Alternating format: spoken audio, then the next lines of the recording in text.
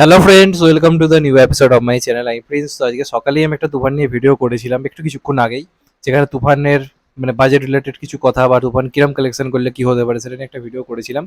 তো তারপরই জানতাম না যে তুফান রিলেটেড একটা আপডেট আজকে আসতে পারে, এবং সেটা একটা দুর্দান্ত আপডেট, মানে বিরাট বড় আপডেট সাকিবিয়ানসদের জন্য। তো বলা যেতে পারে আজকের দিনটা বিরাট কিছু একটা হতে চলেছে। তো সাকিব খানের যে তিনটে সিনেমা এই বছর এসছে, মানে আসতে চলেছে, একটা তো রাজকুমার অলরেডি এসে গেছে, এবং ধরো তুফান যে রয়েছে, তুফান নিয়ে এক্সাইটমেন্ট প্রত্যেকের মনে একটা জায়গাতে রয়েছে।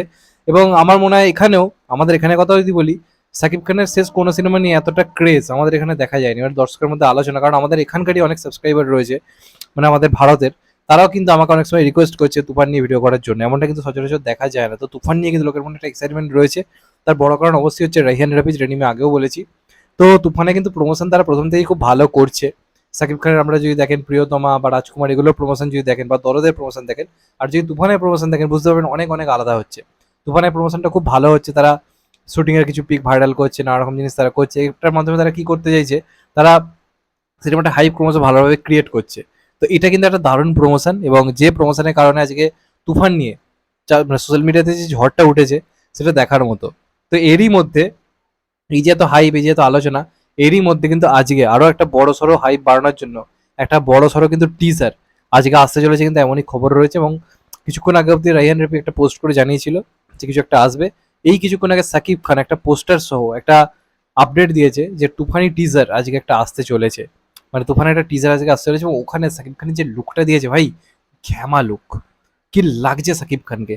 সাকিব খানের আমি যতদিন ধরে ইউটিউব করছি আমার দেখা সেরা লুক এই তুফানে আমরা দেখতে পাচ্ছি। এবং এখানে লম্বা চুলে দাড়ি ফাড়ি রেখে গাড়ির উপর যে বসে রয়েছে, পুরো সেই কেজিএফ এর রকি ভাইয়ের মতো লাগছে।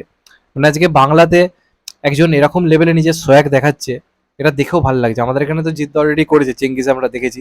বাংলাদেশ থেকেও এরকম কোয়ালিটির কাজ আসছে দেখে সত্যি কথা বলতে গেলে ভালো লাগছে। এবং দুই বাংলাতে আজকে বাংলাদেশের সিনেমা চললে আলটিমেটলি কিন্তু লাভটা কিন্তু বাংলা ইন্ডাস্ট্রিরই হবে, সেটা ওপার বাংলা হোক বা এপার বাংলা হোক। তো যে কারণে তুফান নিয়ে আমি খুবই এক্সাইটেড রয়েছি, আমার মন বলছি কাজটা কিছু একটা হতে চলেছে।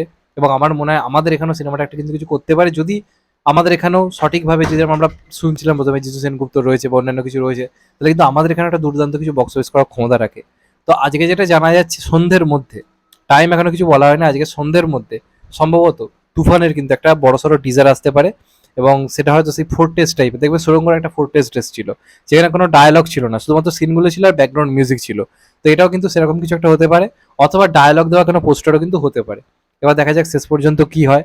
আমি তো প্রচন্ড পরিমাণে এক্সাইটেড রয়েছি তুফান নিয়ে, এবং আজকে তুফানের টিজার দেখার জন্য কোথাও গিয়ে খুবই এক্সাইটেড রয়েছে। এবং সাকিব খানের যে লুকটা আজকে ছাড়া হয়েছে না, আমার দারুণ লেগেছে। মেন যে পোস্টারটি এসেছিল তার থেকেও এখানে সাকিব খানকে দেখতে দারুণ লাগছে, ড্রেস পাতি পরে গেট আপ ফেট আপ নিয়ে। বাংলাদেশে সত্যি কথা বলতে এরম হিরো আসেনি, ইন্ডিয়ান নিয়ে কোনো সন্দেহ নেই, যে কারণে ওয়ান অ্যান্ড অনলি সাকিব খানই কনকার কিন্তু বলা যেতে পারে নাম্বার ওয়ান সুপারস্টার। তারপর কোনো সুপারস্টার এখন অব্দি তৈরি হয়নি, কারো সেই ক্রেজ নেই যে একটা সুপারস্টার নামে সিনেমা দেখতে যাবো, ওই ক্রেজ ওখানে কারণ নেই সাকিব খান বাদে।